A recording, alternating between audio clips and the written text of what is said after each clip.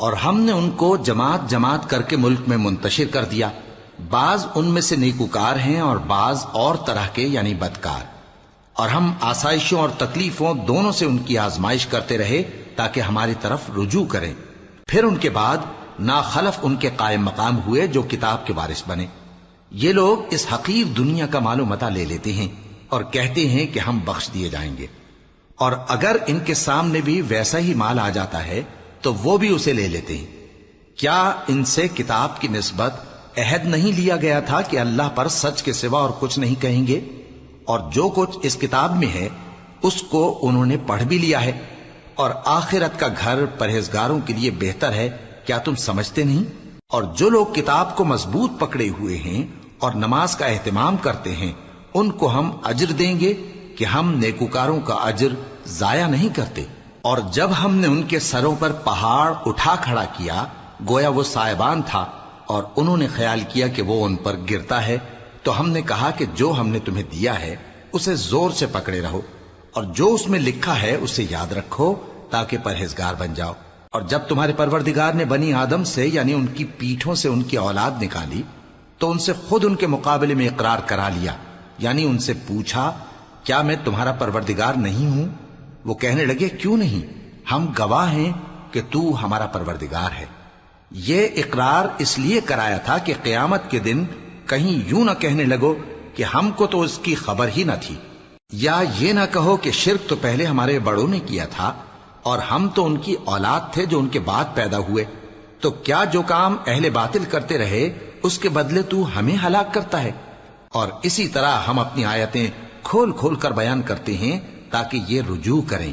اور ان کو اس شخص کا حال پڑھ کر سنا دو جس کو ہم نے اپنی آیتیں عطا فرمائیں اور اس کو علم کے لبادے سے آراستہ کیا تو اس نے اس کو اتار پھینکا، پھر شیطان اس کے پیچھے لگا تو وہ گمراہوں میں ہو گیا۔ اور اگر ہم چاہتے تو ان آیتوں سے اس کے درجے کو بلند کر دیتے، مگر وہ تو پستی کی طرف مائل ہو گیا اور اپنی خواہش کے پیچھے چل پڑا، تو اس کی مثال کتے کی سی ہو گئی کہ اگر اس پر حملہ کرو تو زبان نکالے رہے، یا اسے یوں ہی چھوڑ دو تو بھی زبان نکالے رہے۔ یہی مثال ان لوگوں کی ہے جنہوں نے ہماری آیتوں کو جھٹلایا، تو ان سے یہ قصہ بیان کر دو تاکہ وہ فکر کریں۔ جن لوگوں نے ہماری آیتوں کی تکذیب کی ان کی مثال بری ہے، اور انہوں نے نقصان کیا تو اپنا ہی کیا۔ جس کو اللہ ہدایت دے وہی راہیاب ہے، اور جس کو گمراہ رہنے دے تو ایسے ہی لوگ نقصان اٹھانے والے ہیں۔ اور ہم نے بہت سے جن اور انسان دوزخ کے لیے پیدا کیے ہیں، ان کے دل ہیں لیکن ان سے سمجھتے نہیں، اور ان کی آنکھیں ہیں مگر ان سے دیکھتے نہیں، اور ان کے کان ہیں پر ان سے سنتے نہیں۔ یہ لوگ بالکل چوپایوں کی طرح ہیں بلکہ ان سے بھی زیادہ بھٹکے ہوئے۔ یہی وہ ہیں جو غفلت میں پڑے ہوئے ہیں۔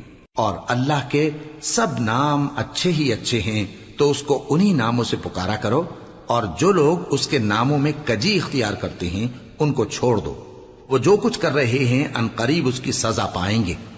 اور ہماری مخلوقات میں سے وہ لوگ بھی ہیں جو حق کا رستہ بتاتی ہیں اور اسی کے مطابق انصاف کرتی ہیں۔